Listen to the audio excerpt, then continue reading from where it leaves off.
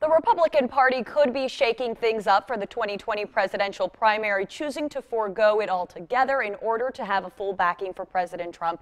Joining us now is GOP Chair for Charleston County, Larry Kabrowski. Larry, thanks so much for being with us. And we were just speaking briefly, and this is just talks at this point. Yeah, Sophie, I think it's entirely, premature. That the only thing that is certain is the Republican National Committee has set February 29th of 2020 for a date for a Republican primary for president. For that not to happen, there would have to be a vote of the state executive committee of the Republican Party, which is made up of the county chairman of every county, and they meet this summer. But there's been no discussion with President Trump's team or the Republican National Committee or anybody not to have a primary. I guess the discussion came up because you have an incumbent president. And my understanding is historically, when President Reagan ran for the second term, President Bush ran for the second term, and the same thing with the Democrats for President Obama and President Clinton, that no presidential primary was held in the state. So I think that's where this is coming from. There was a historical precedent, but it would be wrong to suggest in any way, shape, or form that such a decision has been made or even contemplated at this point. I think it's the historical precedent that people are wondering, but that cannot happen unless there's a meeting and a majority vote of the state executive committee.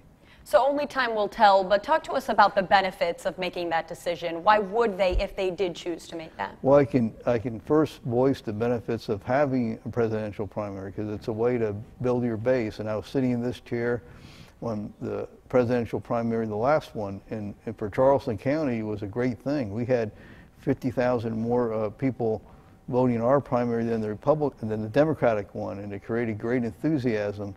Of course, it was different circumstances, so because you had like 10 or 15 people running, so it would be different this time because you'd have, you'd have the incumbent.